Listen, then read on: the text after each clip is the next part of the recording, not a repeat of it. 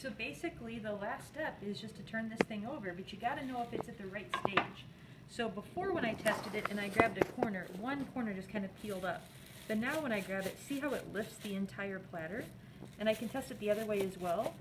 So it's not just peeling a corner backwards, but it's actually lifting the entire edge. Now, I could just grab it and flip it, but I do take the chance that I'm going to damage something, and also as it dries it gets more fragile, really. So I'm just going to take any sort of board. I have this tile here. I'm going to set it on the feet, and just like I did earlier, I'm going to flip it over.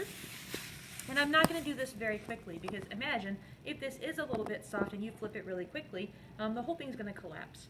So if anything, this is the flip that always makes me a little bit like, ee! The little exciting one.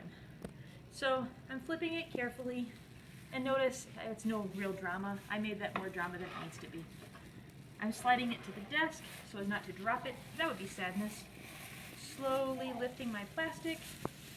It is important that you flip this before it dries completely, because like I said, wood is not going to shrink. Your clay is going to shrink 10%. So imagine if this is shrinking around that wood, it's going to break. So the only place it can is just breaks apart. Sometimes the wood can be difficult to get out. You have to kind of wiggle it a little bit. The earlier you get it out, the better. So the longer it stays in there, the more that it shrinks and dries and attaches to it. And then you look at it and you go, "Oh girl, look what I made! I made this! This is so great!" So the last thing is kind of look at the edges. So there's some little pieces of clay here at the edge. I'm going to carefully kind of wipe those away. Depending on how soft or dry your clay will allow you to do this next step. If it is bone dry, it's too dry, you can't really do much to it because you can't sand, because if you sand dry clay, it's going to make silica go airborne. Silica makes me die. I'd rather not have silicosis. It's pretty terrible. I can do a little bit of shaping here and there, so I can kind of manipulate and get this exactly the way that I want. And I'll just kind of go around the edges and kind of just make everything perfect.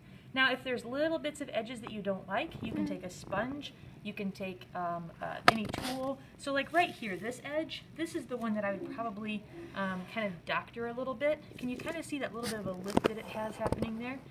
So I would take a sponge and just kind of lightly go against that edge just to get rid of any sort of irregularities. Anything I didn't like, if there's little marks, anything like that, now's the time to do it, and you're done. Let it out to dry. What I do like to do, I like to let my things dry slowly. And the technique that I call this is tinting. So when it's totally dry, I know that clay likes to be consistent. And so if it's a little bit wet in spots and dry in spots, it might crack. So just to be safe, when I put it on my shelf, I just do that, okay? That's tinting. So it's just a real light kind of little greenhouse effect.